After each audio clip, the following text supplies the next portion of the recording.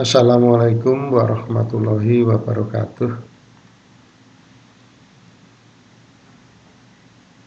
Pada kali ini saya akan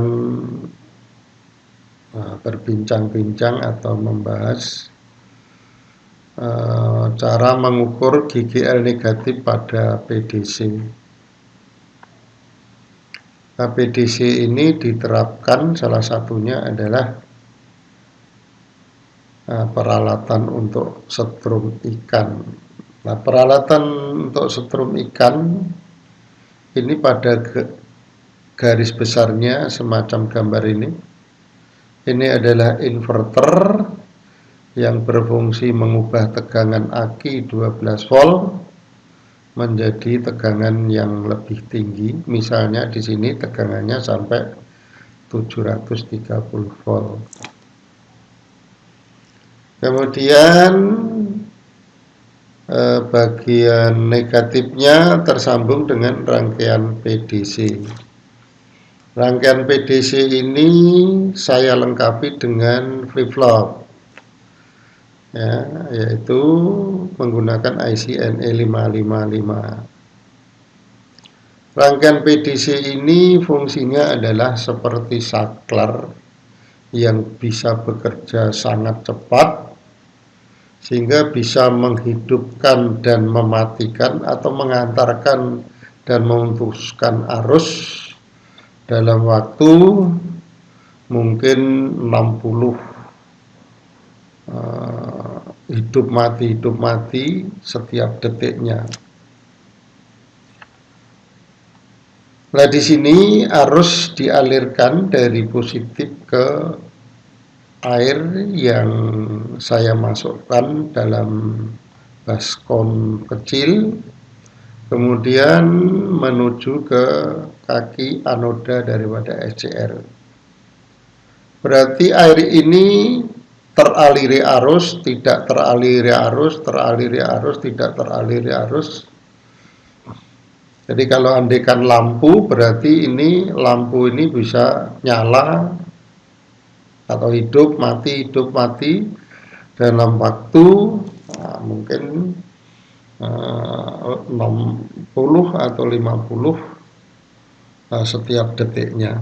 Jadi sangat cepat. Jadi ini seperti PDC ini seperti saklar yang bekerja on off sangat cepat. Bisa sampai 60 kali dalam waktu 1 detik. Adapun rangkaian PDC-nya adalah gambarnya semacam ini. Jadi ini RL adalah air yang di dalamnya ada ikan. Nah, saya gambarkan di sini adalah baskom tadi. Jadi awal mula dari tegangan 730 volt ini arus mengalir ke sana. Nah, kemudian mengisi muatan kapasitor 3,3 mikrofarad, dan kapasitor ini bekerja pada tegangan 630 volt lebih, ya.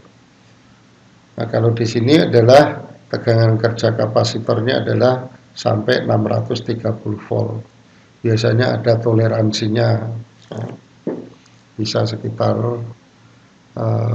karena ini dipakai tegangan AC sehingga tegangan puncaknya bisa sampai 900-an volt, mungkin hampir 1000 volt.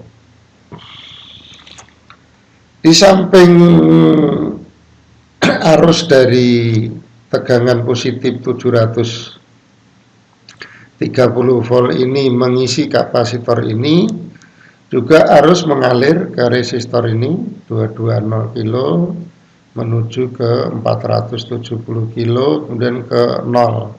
Di samping itu juga ada arus yang mengalir ke 220 kilo ini, kemudian mengisi muatan pada kapasitor 47 nano. Maka tegangan pada kapasitor ini awal mula itu adalah 0 volt, kemudian berangsur-angsur naik. Maka saya gambarkan ini. Nah, setelah tegangannya mencapai 32 volt, karena ini adalah dB32, maka tegangan di sini setelah 32 volt terus ngedrop menjadi 20 volt.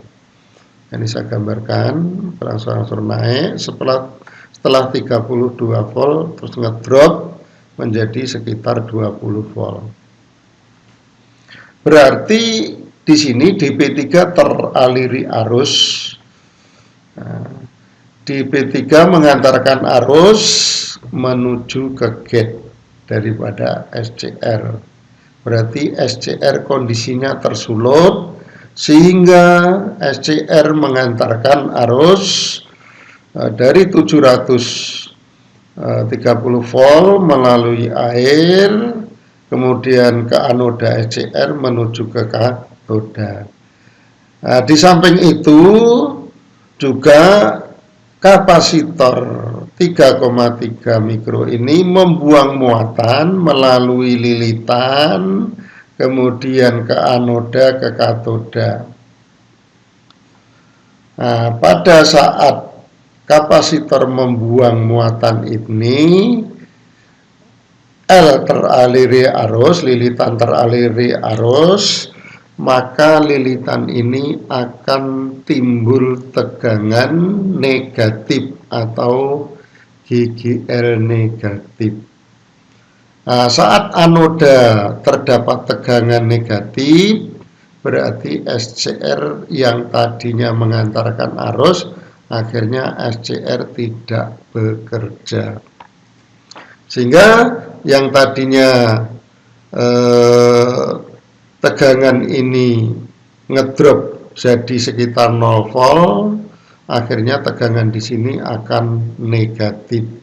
Maka saya gambarkan di sini adalah tegangan di anoda sini. Yang awal mula adalah 730 volt ngedrop menjadi di sekitar 0 volt kemudian negatif. Nah, berarti saat negatif ini mencapai puncaknya, tegangan di dP3 yang tadinya ngedrop 20 volt akhirnya turun lagi di bawah 20 volt.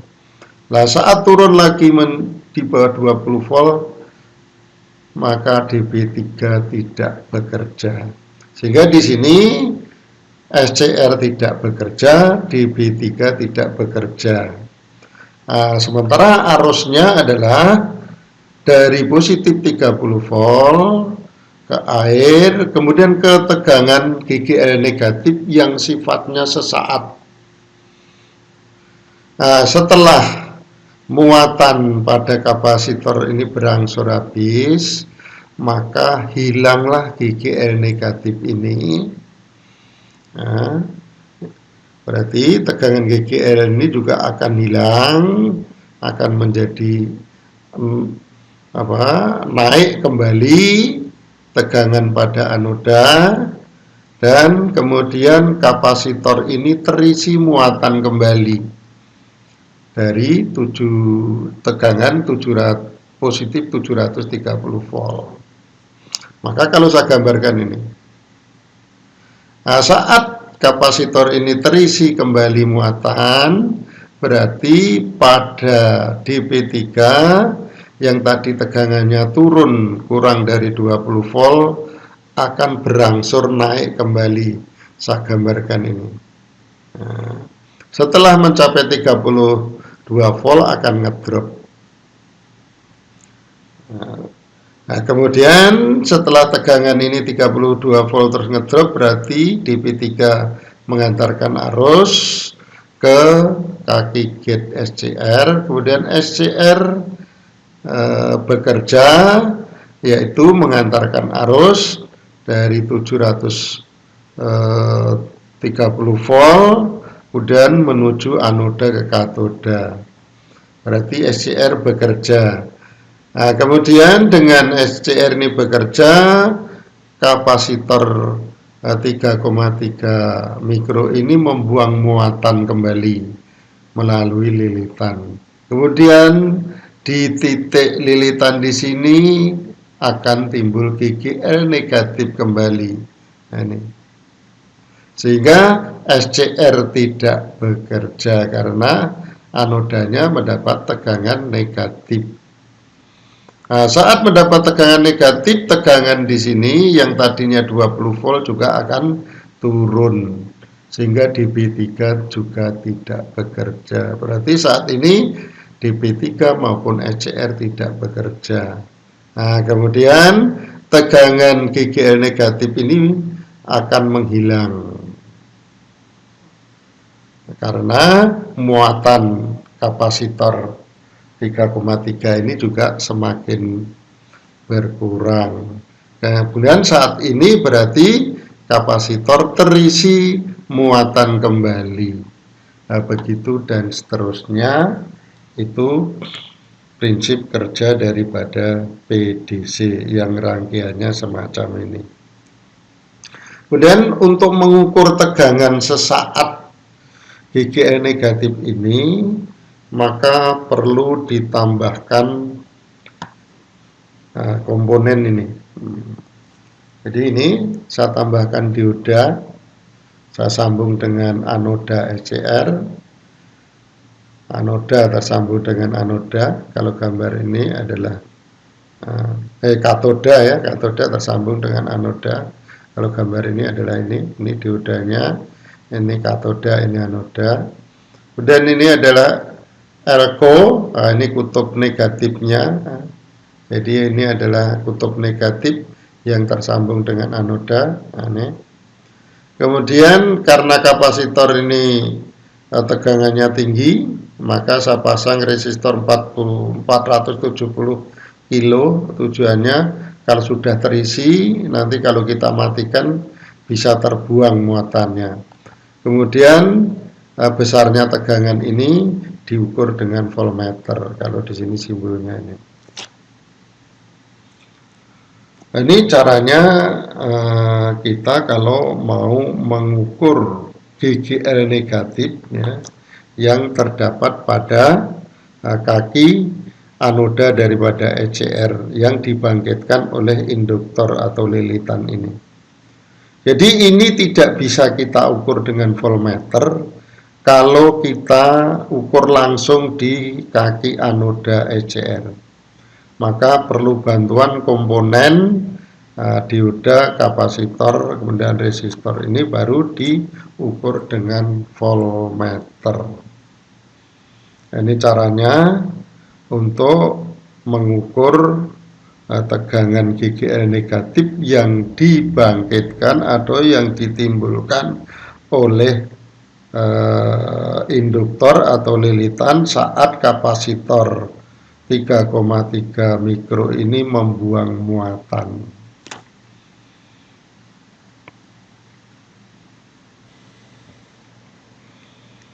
Nah, sekarang kita perhatikan hasil percobaan saya.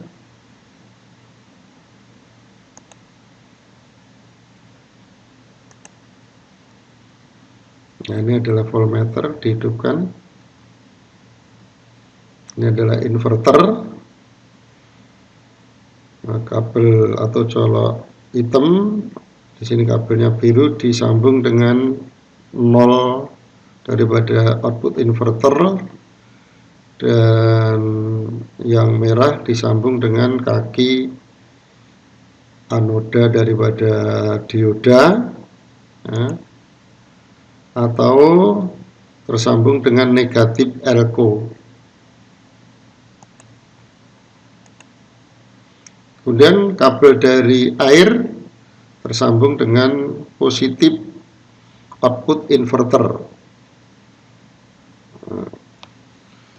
Jadi ini air dimasukkan dalam baskom kecil. Kemudian kabel yang satunya disambung dengan kaki anoda daripada SCR atau katoda daripada dioda.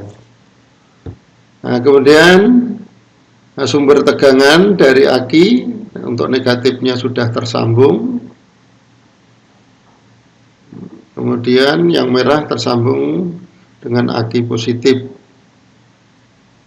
Nah, ternyata di sini ya. Ini belum menunjukkan angka tertentu karena batas ukur voltmeter masih pada posisi 20. Nah, kemudian kita rubah ke batas ukur sampai 1000. Nah, ini 20, kita rubah ke 1000. Nah, kemudian kita aktifkan rangkaian ini, ternyata menunjukkan tegangan min 36 volt.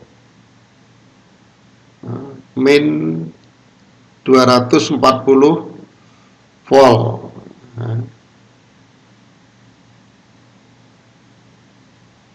Nah, ini terakhir, saat inverter dihidupkan berarti PDC ini juga bekerja, maka tegangan puncak GGL negatifnya itu mencapai negatif 244 volt.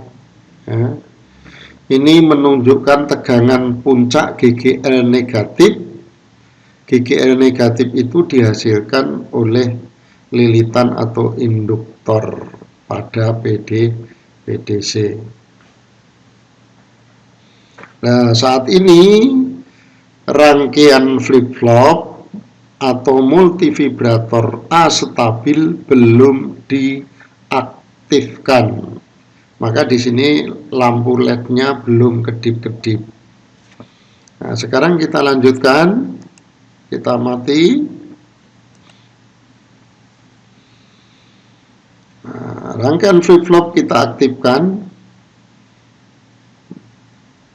Nah, sehingga tampil atau nampak lampu LED-nya kedip-kedip. Nah, ini kita putar ke kanan, kedip-kedipnya paling cepat. Nah, ini kita putar paling kiri, kedip-kedipnya paling lambat. Kemudian rangkaian inverter kita beri sumber tegangan aki. Nah, dan tegangannya menunjukkan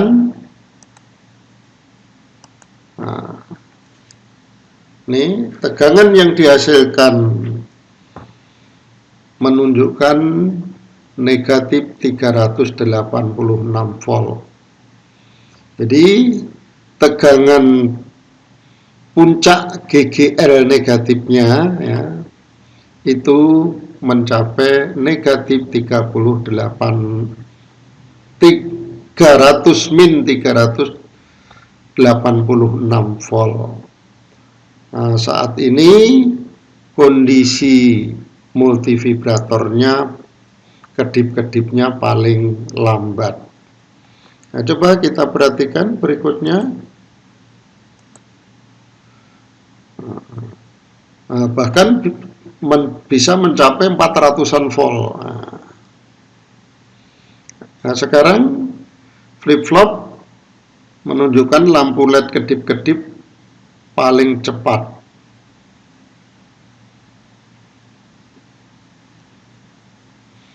Kemudian sumber tegangan dari aki kita sambung ke positif. Nah, tegangannya bisa mencapai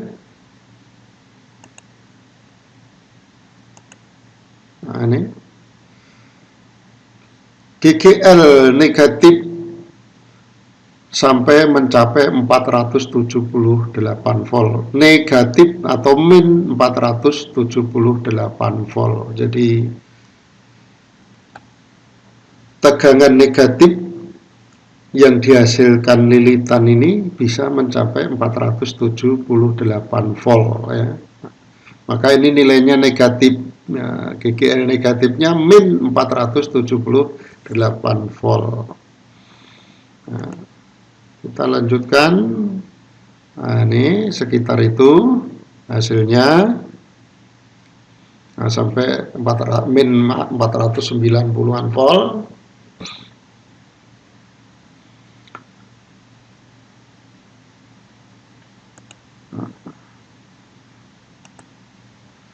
Nah, saya kira ini yang bisa saya sampaikan mengenai tegangan puncak GGL negatif ya, yang nilainya negatif. Ini saat multivibratornya kedip-kedipnya paling cepat atau flip-flopnya kedip-kedipnya paling cepat, itu induktor ini bisa menghasilkan GGL negatif tertingginya atau puncaknya mencapai tadi 480-an volt. Jadi dihasilkan GGL negatif atau min 480 volt. Nah, ini hasil percobaan yang saya coba dan mudah-mudahan bermanfaat bagi kita semua, khususnya bagi saya. Ini yang bisa saya sampaikan, mungkin dalam penyampaian saya ini kurang pas atau kurang tepat dalam saya menjelaskan. Saya mohon maaf. Saya kira cukup. Wassalamualaikum warahmatullahi wabarakatuh.